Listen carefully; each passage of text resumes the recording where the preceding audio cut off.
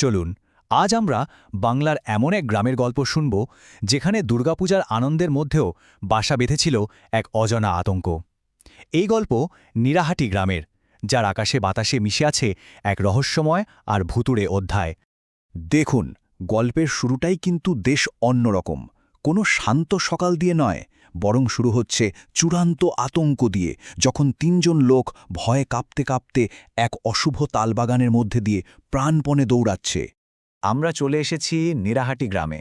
আপাত দৃষ্টিতে শান্ত একটা গ্রাম, কিন্তু এখানকার মানুষের মনে দুর্গাপূজার উৎসবের আনন্দের পাশাপাশি এক অজানা ভরও দানা বাঁধছিল। গ্রামের মানুষদের জীবনযাত্রা খুবই সাধারণ, চাষবাস, মাছ ধরা আর হাটে জিনিস বেচা। কিন্তু তাদের সব চিন্তাভাবনার কেন্দ্রে ছিল দুটো জিনিস: এক, সামনেই দুর্গাপূজা, তার জন্য চালা তুলতে হবে, আর দুই, গ্রামের বিশাল মাঠের মাঝখানে একা দাঁড়িয়ে থাকা ওই রহস্যময় তালবাগানটা। কিন্তু গ্রামবাসীদের এই সাধারণ দুশ্চিন্তা, মানে টাকা পয়সার চিন্তা, খুব শীঘ্রই একটা ভয়ঙ্কর দিকে মন নিতে যাচ্ছিল। কারণ তারা তখনও জানত না যে এক নরখাদক পিশাচ তাদের গ্রামে এসে বাসা বেঁধেছে। আর সেই ভয়ঙ্কর ঘটনার শুরুটা হয়েছিল তিনজন ব্যবসায়ীকে দিয়ে, ভোলা, হাড়ু আর নিতাই।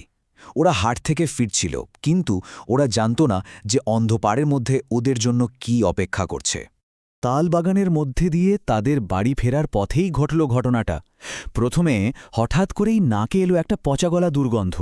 তারপর দেখল ওদের গরুগুলো ভয়ে একদম জমে গেছে, এক পাও এগোচ্ছে না।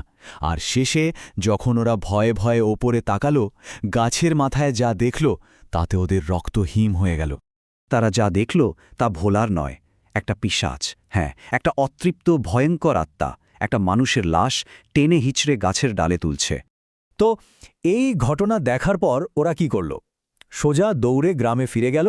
আর তাদের মুখে সবটা শোনার পর পুরো গ্রাম যেন এক অসম্ভব সত্যিটা মেনে নিতে বাধ্য হল। আতঙ্ক ছড়িয়ে পড়ল গোটা গ্রামে। গ্রামের লোক প্রথমে বিশ্বাসই করতে পারছিল না, কিন্তু তারপর যখন ভয়টা জেঁকে বসল, তখন তারা লণ্ঠন, লাঠি, মশাল যা পেল তাই নিয়ে চলল সেই তালবাগানের দিকে। আর সেখানে গিয়ে যা দেখল তাতে তাদের সব ভয় সত্যি হয়ে গেল। একটা তালগাছ থেকে টপ টপ করে তাজা রক্ত ঝরছে। মানে ব্যাপারটা এখন আর কোনো গুজব বা শোনা কথা নয়, এটা একটা সত্যি বিপদ, এমন এক বিপদ যার সাথে লড়ার জন্য তারা মোটেই প্রস্তুত ছিল না। তো যখন গ্রামের লোকেরা বুঝল যে এই অশুভ শক্তিকে নিজেদের পক্ষে সামলানো সম্ভব না, তখন তাদের একজনের কথাই মনে পড়ল, ভৈরব ওঝা। উনি হয়তো এই বিপদ থেকে গ্রামকে বাঁচাতে পারবেন। আচ্ছা, এই ওঝা ব্যাপারটা কি? ওঝা কিন্তু কোনো সাধারণ মানুষ নন। আমাদের লোককথায় ওঝা হলেন সেই মানুষ যার কাছে আত্মা বা এই ধরনের অলৌকিক শক্তিদের বশ করার বা তাদের সাথে মোকাবেলা করার বিশেষ ক্ষমতা থাকে। আর ভৈরব ওঝা গ্রামে পা দিয়েই সোজা তালবাগানে গেলেন, আর এতগুলো গাছের মধ্যে থেকে সঙ্গে সঙ্গে দেখিয়ে দিলেন ঠিক কোন গাছটাতে ওই অশুভ শক্তিটা বাসা বেঁধেছে। যেই না কুরুল দিয়ে সেই গাছে ঘা দেওয়া হলো, ঠিক তখনই গাছের মগডাল থেকে ভেসে এলো এক তীব্র, হাড় কাঁপানো চিৎকার। সবাই বুঝে গেল তারা ঠিক জায়গাতেই আঘাত করেছে। কিন্তু আসল ভয়ঙ্কর দৃশ্যটা দেখা গেল গাছটা যখন মাটিতে পড়ল।